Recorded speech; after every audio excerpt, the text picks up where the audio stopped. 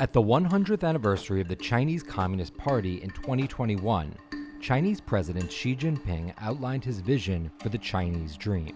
We will achieve the goal of building a great modern socialist country in all respects and fulfill the Chinese dream of national rejuvenation. The fact that China and Xi Jinping talk about a China dream really reminds us that great powers need to have grand narratives in the same way that the United States had a narrative about the American dream.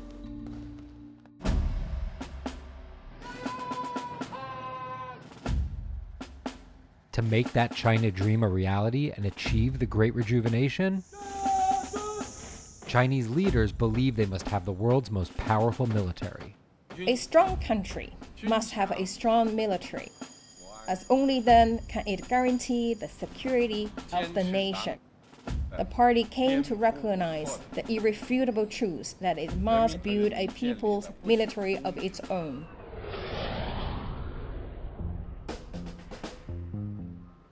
China's military power has been growing at an incredible speed over the last 20 years. In terms of sphere of influence, we absolutely know that China wants to be dominant in Asia. So there is a target to get to that point, to be a military that is a peer to the greatest militaries in the world by 2035. The competition for influence is a global one, and through a multi-decade trajectory fueled by planning, money, and pragmatism, China is building a military that allows it to shape the 21st century just as the US shaped the 20th.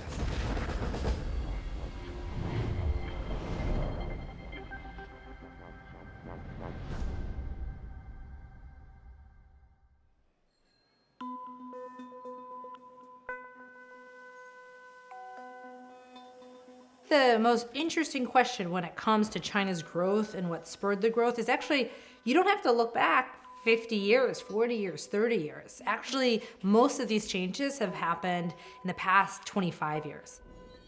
So if you go 25 years ago, the Chinese economy was smaller than France's economy. They took up 3% of global GDP. They had a military that you could hardly even call it a military, right? A navy that couldn't sail beyond the coast. Until second half of 1990s, the Chinese defense budget was absolutely negligible. At some points, less than $15 billion, 2.5 million troops.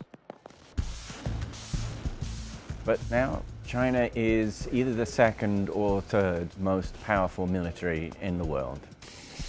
And it's got there largely, as always, through spending a lot of money.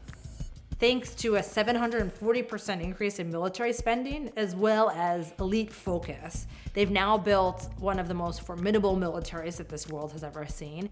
China's defense expenditures have multiplied by 12 times since 2000. And while America's military budget is nearly 4 times that of China's, it does not mean that the US's military is 4 times as powerful. And that's because of different objectives. The United States is trying to project power all around the world. That is extremely costly. The U.S. spends huge amounts of money on the global war for terror in the Middle East in the past 2 decades. And of course, China lowers the defense construction cost and it has cheaper manpower. That budget of the United States, it's used for the United States to act as the global guardian of the liberal international order. Instead, the smaller budget of China is mostly concentrated in one region. We have hundreds of bases overseas. China has 1. So they're really promoting their military power regionally, and so that's one way that they can outcompete the United States. I have been very, very straightforward and blunt with President Putin. We will impose the most severe sanctions that have ever been imposed, economic sanctions. When the U.S. is distracted elsewhere, whether it's over the Ukraine issue now or the war on terror for 2 decades beforehand, the United States cannot compete with China.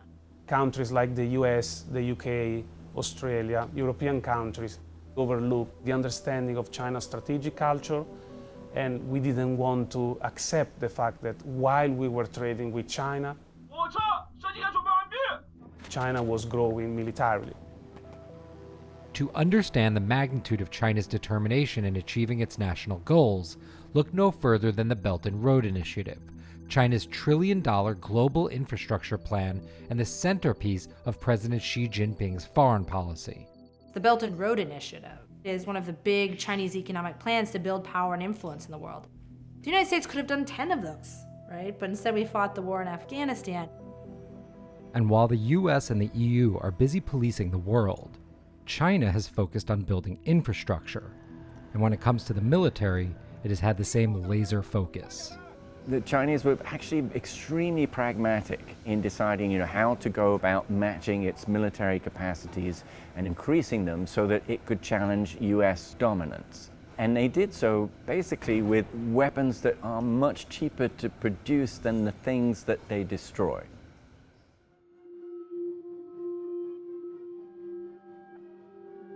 Of course, there are certain narrow areas where Chinese are more advanced. These areas include the hypersonic missiles.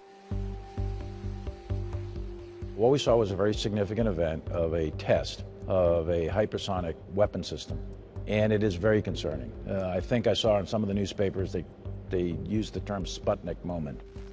What the US is really saying is that these hypersonic missiles could change the game. China is investing in hypersonic missiles principally to show the rest of the world that is capable of developing cutting-edge military technology. Because of the name, people focus the hypersonic part on how fast they go, but actually the biggest issue when it comes to defenses is that they can fly very low. Because of the circular nature of the Earth, if you have a radar system, you don't see it until close to the last minute, which makes it difficult to intercept. The broader strategic issue that China is more advanced in this area than the United States is brings up a lot of anxiety about how the United States technologically is falling behind. They shown this on Parrot in 2019, and the Americans are only expected to have a first battery of similar missile for testing in 2023. So that's an incredible lead.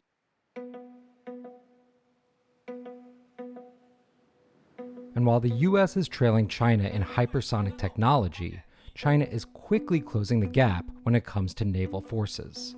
In 2015, China published a white paper on China's military strategy, where the Chinese elites stated that China needs to move beyond an old-fashioned traditional mentality based on land power.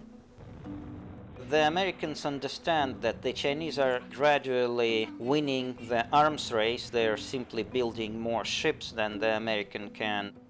The Americans have been losing their manufacturing for generations. The best example is shipbuilding. China is the country with the biggest commercial shipbuilding industry in the world. China basically builds 40% of the ships in the world. The US and its European allies build about 1%. It allows the Chinese to produce ships at an extraordinary rate and to overtake or to match the US, very quickly if they wish to. Once you get into wartime, those advantages, they really determine the ability of the US to win the First and Second World Wars for the Allies. Operating day and night on a 24-hour mass production schedule. America giving wings to the greatest armada of fighting ships the world has ever known. Many analysts nowadays believe that China is already capable of winning a short-term conflict within the first island chain, which is this line that goes from the south of Japan through Taiwan down to the Philippines and the South China Sea.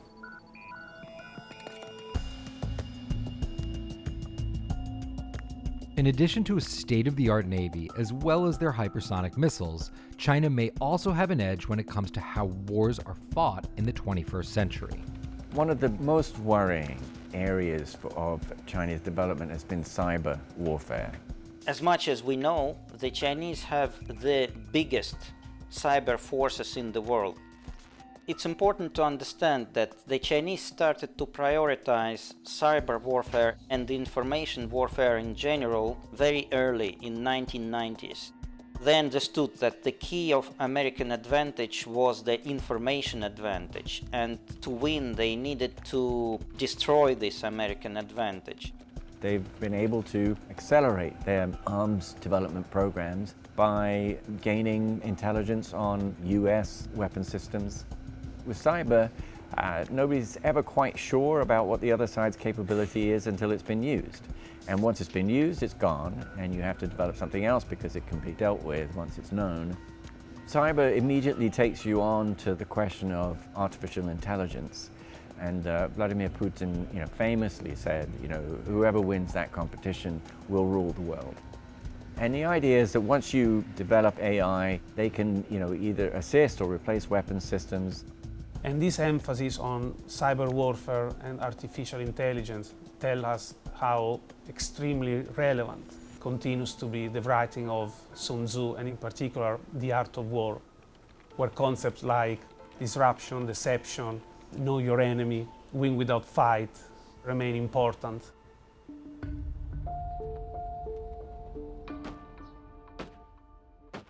Ultimately, China's power is wrapped up in how much influence their military and their economy have. But one question still remains. What does China, as well as Xi Jinping, really want? US-China relations is based on our understanding of the Taiwan issue. The United States keeps the 7th Fleet and other military forces in the area to preserve the status quo. Xi Jinping has kind of decided that he doesn't like this perpetual de facto independence of Taiwan, and he wants to start bringing Taiwan back into the fold. The way that the Communist Party originally wanted to do that was through peaceful unification, so close economic and cultural ties would convince the people of Taiwan to voluntarily be a part of the PRC. That is not happening. To the last polls, only 6% of the people of Taiwan said that they wanted to be a part of the PRC. And so now in mainland China, there's serious discussion about, well, if we can't do this peacefully, domestic Chinese law tells us it's time to do it by force. The cross-strait relation is a kind of stable condition under the unstable situation. Unification is the final puzzle piece for China. China is trying to intimidate Taiwan and the United States as well as the other countries in this region. There is a widespread belief that over the next 20 to 30 years, China will be so powerful militarily that they will be able to grab Taiwan very easily. This is still a question mark because regardless of the power of China, regardless of the fact that there is a huge military gap between China and Taiwan, it is extremely difficult for China to put boots on the ground in Taiwan. And this is because of the complex urban geography of Taiwan. It's because of the few entry points on the coast of Taiwan. Taiwan will be able to mobilize a great amount of military reserves. It will be able to mobilize its population against an invasion. And so, regardless of the power of China, Taiwan might be China's Vietnam.